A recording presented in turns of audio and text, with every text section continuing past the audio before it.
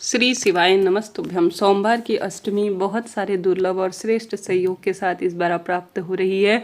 आप सभी को इस विशेष जड़ का उपाय करने का प्रयत्न करना चाहिए। यह जड़ नहीं, एक चमत्कार है जो कि रोग दोष कष्ट पीड़ा का निदान करती है और संतान प्राप्ति के निश्चित रूप से योग बनाती है। सोमवार के दिन 64 योगिनियों के मिलन और मां पार्वती से महादेव के मिलन का दुर्लभ सोमवार अष्टमी का संयोग हो रहा है। इस बार सोमवार अष्टमी में ऐसे दुर्लभ नक्षत्र और योग का सम्मिश्रण है जो कि भाग्य की रेखाओं को प्रबल करेगा। हार रहे हैं, दुख पा रहे हैं, संतान की परेशानियां लगी हुई है, पुत्र प्राप्ति की इच्छा है, तो ध्यान से इस वीडियो को सुनिएगा। एक जड़ का ही उपाय नहीं, कई अन्य उपाय भी आपको प्राप्त होंगे जो कि आपके लिए बहुत अधिक लाभदायक होंगे। कैसे उन उपायों को करें, ध्यान से सुने, अंत तक बने रहें। आपसे अनुरोध है, आप अंत तक वीडियो में बने रहेंगे तो निश्चित रूप से महादेव आपकी कामना सिद्ध करेंगे।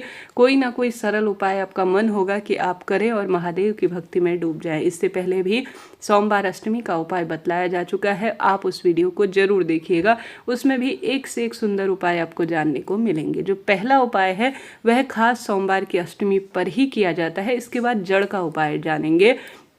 यह उपाय निर्मलेश्वर महादेव के नाम से है। जब मन में बहुत अधिक डर, परेशानी, चिंता, हर स्वरूप में कामना सिद्ध नहीं हो रही हो तो निर्मलेश्वर महादेव को आपको नाम लेना चाहिए। 5 आपको पेड़ की अलग अलग पत्तियां लेनी है। तुलसी शिवलिंग पर नहीं चढ़ाई जाती, इस चीज़ का ध्यान रखते हुए अन्य कोई भी 5 पेड़ की आप पत्ती ले लीजिए और एक सफ़ेद फूल आपको लेना होगा। ठीक है, 5 अलग अलग पेड़ की पत्ती, एक सफ़ेद फूल लेकर निर्मलेश्वर महादेव की जय कहकर आज की तिथि का ध्यान कर कर अपना नाम गोत्र बोलकर कि महादेव मेरी कामना सिद्ध करें, मेरे संतान की कामना सिद्ध हो, ऐसी प्रार्थना कर कर सबसे पहले सोमवार की तिथि है तो मिट्टी के पात्र अर्थात मटके या किसी भी पात्र में रखा हुआ जल आपको शिवलिंग पर चढ़ाना है। फिर निर्मलेश्वर महादेव का ध्यान करते हुए एक दीपक लगाएं। फिर आप सभी जो 5 पेड़ की पत्ती, एक सफ़ेद फूल लेकर गए हैं, माता अशोक सुंदरी के स्थान पर स्पर्श कराकर सीधे शिवलिंग पर चढ़ा दीजिए। 1 रुपया आपका खर्च नहीं होना है परंतु आपको लाभ देखने को मिलेगा। तो यह पहला उपाय काफ़ी सरल है जो आप कर सकते हैं। बात कर लेते हैं दूसरे उपाय की। यह दूसरा उपाय भी बहुत सरल है, इसे भी आपको सुनना चाहिए।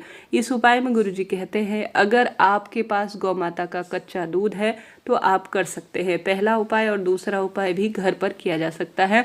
गौ माता का कच्चा दूध ले लीजिए और घी की आवश्यकता पड़ेगी। आपके घर में घी रखा होगा वही आपको लेना है और मात्र 1 बेलपत्र लेनी है।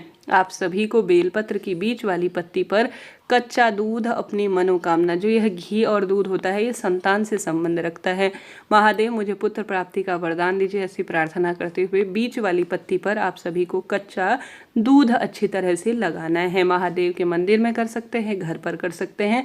फिर दोनों बेलपत्र की पत्ती पर आप गौ माता का शुद्ध घी लगा दीजिए। लगाते लगाते आप अपनी कामना जरूर करें, क्योंकि जैसा आप मन में भाव कहते हैं, जैसा आप अपनी दिव्य ऊर्जाएं या अपने विष इस ब्रह्मांड पर छोड़ते हैं तो ब्रह्मांड यूनिवर्स आपको वही प्रदत्त कराता है।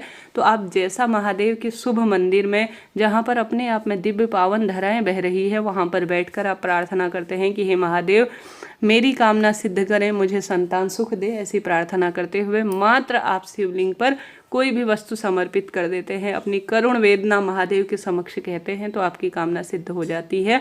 तो आप सभी को 1 बेलपत्र लेनी है, बीच वाली पत्ती पर दूध लगाना है और आसपास की दोनों पत्तियों पर घी लगाकर आपको सुंदर शिवलिंग पर समर्पित कर देना है। ऐसा करने से भी निश्चित रूप से संतान प्राप्ति के योग बनते हैं। 2 उपाय मैंने आपको बताए, बात कर लेते हैं तीसरी जड़ के उपाय की। देखिए, यह जो जड़ होती है यह महादेव द्वारा प्रदत्त है, निःशुल्क है और इनके कई उपाय सिद्ध स्वरूप में कहे गए हैं। और सोमवार की शुभ तिथि और अष्टमी के दुर्लभ संयोग में अगर यह कार्य किया जाए तो लाभ तो होना ही है। तो इस जड़ को आप सभी लाकर घर पर सेवा पूजा के स्वरूप में लेते हैं, रोज लेते हैं, 1 दिन भी लेते हैं तो भी यह पर्याप्त स्वरूप में सुखकारी रहेगी। परंतु इसका एक नियम है, कैसे करना है ध्यान से सुने। एक बार तो एक उपाय में गुरुजी बताते हैं कि बेलपत्र की जड़, परंतु एक उपाय में गुरुजी बताते हैं बेलपत्र की छाल। तो आपको बेलपत्र की छाल मिल जाए या बेलपत्र की जड़ मिल जाए, दोनों सुखकारी हैं, दोनों ही सर्वश्रेष्ठ है, क्योंकि महादेव का अंश है।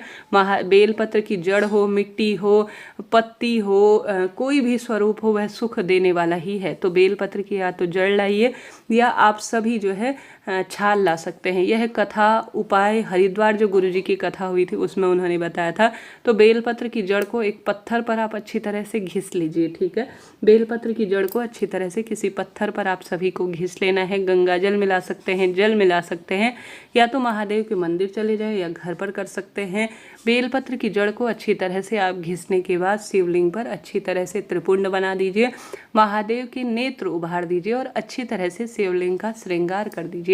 जिस तरह से श्री नारायण को तुलसी की जड़ का चंदन बहुत प्रिय है, जो कि हरि चंदन कहलाता है, इससे महादेव प्रसन्न होते हैं, ठीक इसी विधि से अगर आप शिवलिंग पर से बहुत सुंदर तरीके से बेलपत्र की जड़ का प्रयोग कर देते हैं, गंगा जल मिलाकर, थोड़ा उसमें चंदन मिलाकर, तो यह बहुत सुख देने वाला कार्य माना जाता है। ऐसी मान्यता है। बेलपत्र की जड़ को घिसकर जो हरिचंदन बनाकर शिव का अच्छे से श्रृंगार करता है, और थोड़ा सा मात्रा, जैसे हम शिवलिंग पर चंदन लगाएंगे तो अपने हाथ में जड़ जो है घिसकर चंदन तो रह ही जाएगा, तो उसे थोड़ा प्राप्त कर कर आपको ग्रहण करना है। ऐसा करने से बेलपत्र की जड़ को चंदन बनाकर शिव का श्रृंगार कर कर उसकी थोड़ी सी मात्रा आप अगर ग्रहण कर लेते हैं, संतान कामना हो ऐसी प्रार्थना करते हुए, तो शरीर में जो पनप रहे, जिस कारण से आपको संतान प्राप्ति नहीं हो रही है, वंश वृद्धि से आप वंचित है, उन दशाओं से मुक्ति होती है और सौभाग्य की प्राप्ति होती है। तो आप सभी को बेलपत्र की जड़ का यह दिव्य प्रयोग करने का प्रयत्न करना चाहिए। कैसी भी तकलीफ, दुख, तकलीफ, पीड़ा चल रही हो, उसका निदान होना है, तो इस कार्य को आप जरूर करें। इसके साथ साथ गुरुजी एक सर्वश्रेष्ठ उपाय इस दिन का बताते हैं, जो कि संतान प्राप्ति, पुत्र प्राप्ति में बहुत सहायक होगा। गुरुजी कहते हैं माँ मालिनी, माँ गौरी, माँ आदिशक्ति का नाम लेकर जो आपको चाहिए, जैसे आपको संतान प्राप्ति की कामना है तो माँ मालिनी, माँ गौरी, माँ आदिशक्ति का ध्यान करें। एक चावल का दाना, एक लाल फूल और एक बेलपत्र। बेलपत्र लीजिए, उसमें अच्छी तरह से आप चंदन लगा दीजिए, लाल फूल रख दीजिए और एक चावल का दाना रखकर माता अशोक सुंदरी के स्थान पर स्पर्श कराकर माँ मालिनी, माँ गौरा, माँ आदिशक्ति का ध्यान कर कर अगर अच्छी तरह से शिवलिंग पर चढ़ा देते हैं तो आपके संग का समाधान, दुख, तकलीफ, पीड़ा का निदान होता है और खुशियाँ परिवार में बनी रहती हैं। स्पर्श आपको सबसे पहले जो है माता अशोक सुंदरी के स्थान पर ही समर्पित करना है, कुछ भी और अन्य चीज़ नहीं करनी है, बस नाम ध्यान रखना है, माँ मालिनी, माँ गौरा, माँ आदिशक्ति, ठीक है।